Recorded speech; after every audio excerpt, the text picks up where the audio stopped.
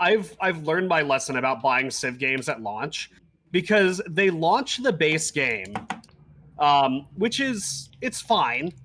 It's fine. But like the DLC that comes out afterwards actually fundamentally changes the game. It makes it so much better. So anytime I want a new Civ, I have to wait like a year or two after the main, numbered releases, and then go grab that plus all the DLC and like some collector's bundle for $30. Yeah, unless you're a hardcore Civ player, always get the last year's Civ or last time Civ. Yeah. It's not like, it's fine. There's nothing wrong with buying a Civ game immediately, but it's just not as good as it should be. I'll say that. I don't even want to say that. They just realize different things they can change with the systems, and they change it throughout the life of the game. That's so weird to think about. Like, the worst time to buy a game is when it first comes out. I mean, I guess a lot of games launch with bugs and stuff, but usually there's the whole hype cycle. Well, this is because of if you buy it when, like, you bought Civ 5 when Civ 6 came out for $20, you would have got Civ 5 and like 6 different DLCs that add, and their DLCs aren't like normal game DLCs where it's like, oh, a new map, blah, blah, blah. We're talking like big changing things. Okay. Fundamental system changes. And it's really, really good. Well, first match into overtime, boys. Hey, let's do it. Trying to compare Civ 5 at launch to Civ 5, here's actually everything we wanted to do with the game. It's a totally different experience. It's really, really cool. And Slugger did call out, it is 6 that's still free right now. Okay. All right. Which, it's free. Pick that shit up. Yeah. If you like anything tactical, I've actually I've never played a Civ game. It's a turn-based. We should really play good. some Civ. I love Civilization. It doesn't seem like something I would like at all, but I'm still willing to try it. I mean, you liked RTSs. Kind of, not anymore. Oh, okay. Well, I did for a while. I don't know if I could get into another one. It's a slower RTS is the best way to put it. And that's not even right. It's just... It's turn-based strategy. I cannot call it an RTS. Oh, I didn't mean as in like the gameplay, but just how it ends up feeling. It's very army-centric. You don't have to be, but every time I played it, it's been very army-centric. Yeah.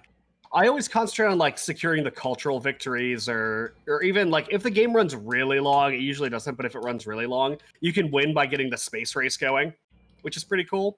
So it's one of those like the pacifist cool, run.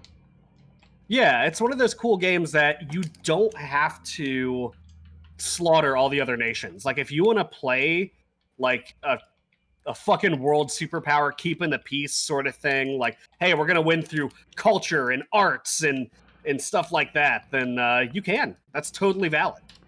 I don't know if you could actually get through a match without fighting because the way the AI works, though. Typically, not it ends without up fighting completely. Yeah, eventually it ends up in a point where you're going to have to make a decision that's going to piss off one faction. Oh, okay. Yeah. It's either side with A or side with B. Now, one of the things, like early Civ history, I loved it so much. The whole reason, like, there's an entire meme about Gandhi just nuking the fuck out of everybody in Civ. And the whole reason that happens is because they set his aggression too low. So there's a formula in the game, and apparently it subtracted some numbers somewhere, and the number rolled over from 0 to 255. So it quite literally rolled over from the lowest value over into the highest one due to the way programming and shit works. So Gandhi, by the sheer bug that was this integer rollover, was the most aggressive leader in the game. So he's just like, nah, fuck you. You're getting nuked. You're getting nuked. We did a sit-in for like 2 hours. Now you're getting nuked. Yeah, it's quite funny that Gandhi would be the... yeah, of course it was him. one to get that bug. But yeah, it's a good game. Pick up 6. It's free. There's no reason not to. And maybe you end up liking it. But keep in mind, it is a slow game. Or long game. I guess it doesn't have to be slow, but it can be super long. It can be extremely long. So one of the things I love about Civ is that they lean in hard to their own mythology. So after Civ 1, they're like, fuck, there's a bug. It was Gandhi. We fucked him up. do you guys want to fix this? And everyone's like, nah, it's great. We love it for the memes. We can't fix this. So then in every Civ game thereafter, Gandhi's just been kind of a hard ass.